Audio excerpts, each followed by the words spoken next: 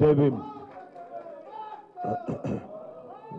గౌరవనీయులు పెద్దలు మన రాష్ట్ర షెడ్యూల్ కులాలు, బలహీన వర్గాలు, మైనారిటీలు, అదే రకంగా అన్ని సంక్షేమ రంగాలకు సంబంధించిన మంత్రివర్యులు పెద్దలు గౌరవనీయులు కొప్పుల ఈశ్వర్ గారు, గౌరవ హోంశాఖ మంత్రివర్యులు పెద్దలు మహమూద్ అలీ గారు, ఈ కార్యక్రమానికి అధ్యక్షత వహిస్తున్న మిత్రులు శాసనసభ్యులు చెన్నూరు ఎమ్మెల్యే గారు బాల్క సుమన్ గారు, గౌరవనీయులు టీఎస్ఐఐసి అధ్యక్షులు మన party general secretary Gadari Balamallu గారు, గౌరవ శాసన మండలి సభ్యులు పెద్దలు ఎంఎస్ ప్రభాకర్ రావు గారు, ప్రొఫెసర్ శ్రీనివాస్ రెడ్డి గారు, గౌరవ శాసనసభ్యులు కేపీ వివేకానంద్ గారు, గౌరవ శాసన మండలి సభ్యులు పెద్దలు గంగాధర్ గౌడ్ గారు, గౌరవ పార్లమెంట్ సభ్యులు మళ్ళీ కాబోయే పార్లమెంట్ సభ్యులు పసునూరు దయాకర్ గారు, గౌరవనీయులు లింగంపల్లి కిషన్ రావు గారు, నాగేందర్ గౌడ్ గారు, వాసుదేవరెడ్డి గారు, బాబా ఫసీయుద్దీన్ గారు, వేదిక పైన ఉన్న ఇతర పెద్దలందరికీ పేరు పేరున, అదే రకంగా సోదరులు సాయి చంద్ గారికి, కార్యక్రమానికి వచ్చేసిన పార్టీ మిత్రులందరికీ, పాత్రికేయ మిత్రులందరికీ ముందుగా జై భీమ్, జై తెలంగాణ, జై హింద్ తెలియజేస్తూ 128వ డాక్టర్ బాబాసాహెబ్ భీమ్రావ్ అంబేద్కర్ గారి 128వ జయంత్యుత్సవ శుభాకాంక్షలు మనందరికీ కూడా తెలియజేస్తూ, ముందుగా అంబేద్కర్ జయంతి అనగానే, డాక్టర్ బాబాసాహెబ్ అంబేద్కర్ గారు అనగానే మరి ఆయన ఒక వర్గానికో, ఒక జాతికో, ఒక కులానికో సంబంధించిన నాయకుడు అన్నట్టుగా ఆయన గురించి మాట్లాడడం కానీ, ఆయన గురించి వర్ణించడం కానీ అది మనకు తగని పని. ఎందుకంటే ఒక మహాత్మా గాంధీ, ఒక నెహ్రూ, తొలి ప్రధానమంత్రి జవహర్లాల్ నెహ్రూ, అదే రకంగా భారతదేశానికి నాయకత్వం వహించిన స్వాతంత్రోద్యమం కానీ ఆ తర్వాత కానీ వచ్చిన పరిస్థితుల్లో ఆనాడు దేశానికి నాయకులుగా పనిచేసిన అందరి నాయకులకు ఏమాత్రం ఎంత మాత్రం తీసిపోని సరితూగే నాయకుడు, అందరి నాయకుడు అంబేద్కర్ అనే మాట ముందుగా మనం ఈ సందర్భంగా చెప్పుకోవాలి. ఎందుకు అంటే పెద్దలు చాలామంది గురించి మాట్లాడుతున్నప్పుడు, పెద్ద నాయకుల గురించి మాట్లాడుతున్నప్పుడు దార్శనికుడు అనే మాట వాడతారు. కానీ నాకు తెలిసినంత వరకు, నాకున్న అవగాహన మేరకు భారతరత్న డాక్టర్ బాబాసాహెబ్ అంబేద్కర్ గారికి అతికినంతగా, సరిపోయినంతగా ఆ మాట ఇంకెవరికి సరిపోదనే మాట చెప్పాలి. మొదట రాజ్యాంగాన్ని రచించే క్రమంలో ఆనాడు కాన్స్టిట్యూయెంట్ అసెంబ్లీ డిబేట్స్ అని, రాజ్యాంగం ఎట్లా ఉండాలి, ఏ రకంగా ఉంటే దేశానికి భవిష్యత్తులో కూడా ఉపయోగపడుతుంది అనేది ఆనాడు విస్తృతమైన ఒక ప్రజాస్వామిక పద్ధతుల్లో విస్తృతమైన చర్చ జరిగింది. రాజ్యాంగాన్ని రూపొందించే క్రమంలో కాన్స్టిట్యూయెంట్ అసెంబ్లీ డిబేట్స్ అంటారు. అందులో ఒక ఆయన సభ్యుడు, ఒక ఆయన ఉండేవారు, కేటీ షా అని చెప్పి ఒక ఆయన అందులో సభ్యుడిగా ఉన్నారు. ఆ సభ్యుడికి భారతరత్న డాక్టర్ బాబాసాహెబ్ అంబేద్కర్ గారు, ఆ కమిటీకి చైర్మన్గా ఉన్న అంబేద్కర్ గారికి ఒక ఆసక్తికరమైన సంవాదం ఆనాడు చిన్న రాష్ట్రాల ఏర్పాటు గురించి జరిగింది. భారతదేశంలో మరి రాజ్యాంగం ప్రకారం కొత్త రాష్ట్రాలు ఏర్పాటు చేయాలి, చిన్న రాష్ట్రాలు ఏర్పాటు కావాలి అన్నప్పుడు ఈ కేటీ షా అనే మెంబర్ ఏం ప్రపోజ్ చేస్తారంటే, ఖచ్చితంగా ఏ రాష్ట్రంలోనైతే ఒక కొత్త రాష్ట్రంగా ఏర్పడాలనుకునే మరి ప్రాంతం ఉంటుందో ఆ రాష్ట్ర శాసనసభ యొక్క ఆమోదం ఉంటేనే కొత్త రాష్ట్రం ఏర్పడాలి అనే ఒక మరి నిబంధనను, ఒక కండిషన్ను ఆయన ముందుకు పెడతారు. చేర్చాలి మన రాజ్యాంగంలో పెడతారు.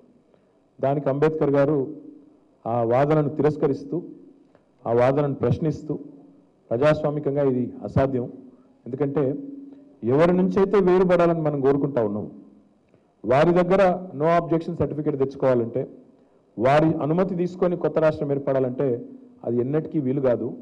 ఎవరి వల్లనైతే అన్యాయం జరుగుతుందని మనం గొంతెత్తుతున్నాము, ఆయన నుంచే మనం స్వాతంత్రం కావాలని, ఆయన నుంచి అనుమతి తెచ్చుకోవాలంటే అది సాధ్యమయ్యే పని కాదు అని చెప్పి తిరస్కరించి రాజ్యాంగంలో అన్నాడు స్పష్టంగా పెట్టినారు.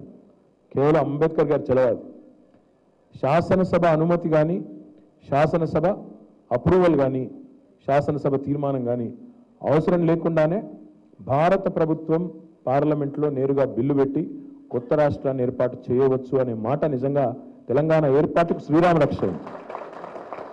5 ఏళ్ల కింద మీరు ఆలోచించుంటే, 5 ఏళ్ల కింద వెనక్కి తిరిగి చూస్తుంటే ఆనాడు ఆంధ్రప్రదేశ్ శాసనసభలో, ఉమ్మడి ఆంధ్రప్రదేశ్ శాసనసభలో ఎంత గలాటా జరిగిందో, ఎంత ఇబ్బందికరమైన పరిస్థితులు ఎత్తిందో మీకు తెలుసు. ఆనాడు పార్టీలు లేవు, ప్రాంతాల వారీగా శాసనసభ్యులు చీలిపోయి వారు 175 మంది ఉంటే మనం 119 మంది. ఈ 119లో కూడా ఏకాభిప్రాయం లేదు. కాంగ్రెస్ ఇతర పార్టీలు వాళ్ళ డబుల్ యాక్టింగ్లు, ద్వంద్వ ప్రమాణాలు ఇవన్నీ తెలిసిందే.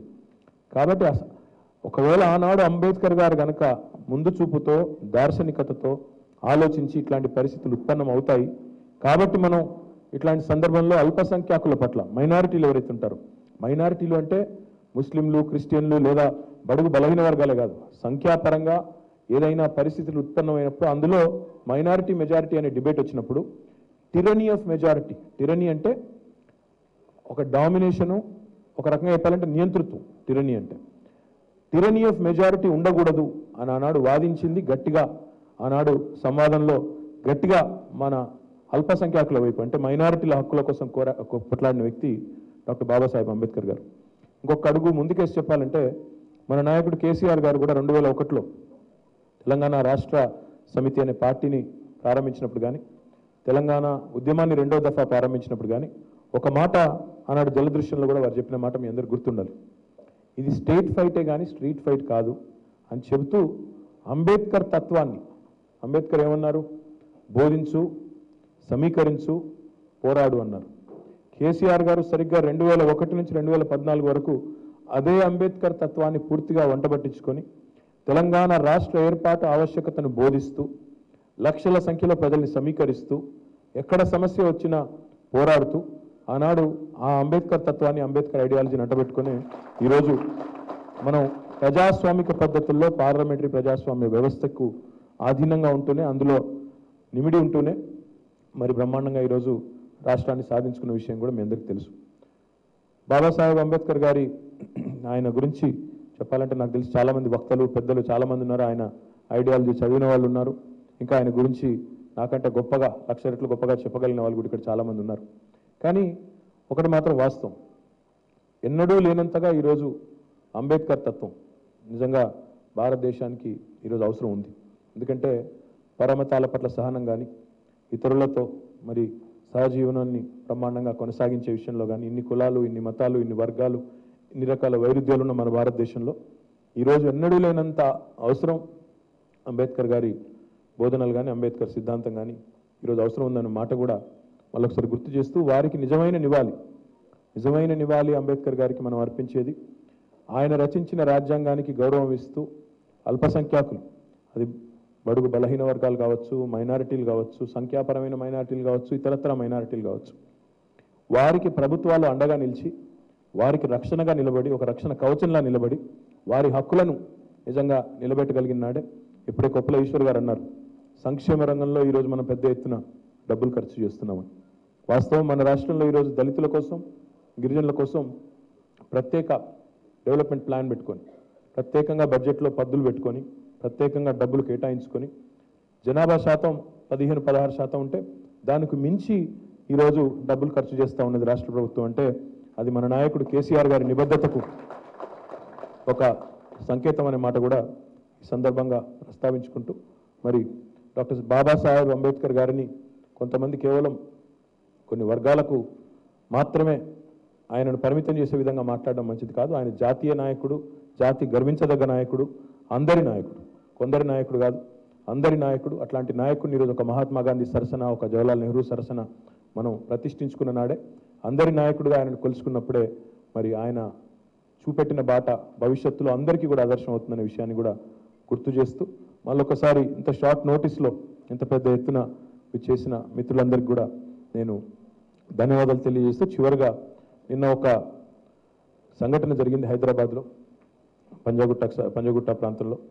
దానికి సంబంధించి కూడా ఇప్పటికే ప్రభుత్వం స్పందించింది. బాధ్యులు ఎవరైతే ఉన్నారో ఆ విషయంలో కఠినమైన చర్యలు కూడా ప్రభుత్వం తీసుకుంటానని చెప్పి ఇప్పటికే స్పందించింది. తప్పకుండా ఆ అవమానాన్ని మనందరం ముక్త కంఠంతో ఖండించాల్సిన అవసరం ఉంది. బాధ్యులు ఎవరైనా సరే, తప్పు చేసింది ఎవరైనా సరే, వారు ఎంత పెద్దవారైనా, ఏ పార్టీ వారైనా, ఏ ఉద్దేశంతో చేసినా దాన్ని తీవ్రంగా మనం ముక్త కంఠంతో ఖండిద్దాం. ఆ బాధ్యులు ఎవరైతే ఉన్నారో వారి మీద ప్రభుత్వం తప్పకుండా చర్య తీసుకోవాలని టీఆర్ఎస్ పార్టీ కార్యనిర్వాహక అధ్యక్షుడిగా నేను కూడా ప్రభుత్వానికి విజ్ఞప్తి చేస్తూ, గౌరవ హోంమంత్రి గారికి, అదే రకంగా పెద్దలు మన షెడ్యూల్ కులాల సంక్షేమ శాఖ మంత్రివర్యులు కొప్పుల ఈశ్వర్ గారికి కూడా విజ్ఞప్తి చేస్తూ ఈ విషయంలో ప్రభుత్వం కఠినంగా వ్యవహరించాలని చెప్పి కూడా కోరుతూ ఈ సంఘటన మనందరం కూడా ఈరోజు జరగడం నిజంగా బాధాకరం. ఈ జయంతి సందర్భంగా జరగడం బాధాకరమైన విషయాన్ని కూడా మరొకసారి తెలియజేస్తూ ఈ కార్యక్రమానికి వచ్చేసిన మీ అందరికీ ధన్యవాదాలు. జై భీమ్, జై తెలంగాణ, జై హింద్.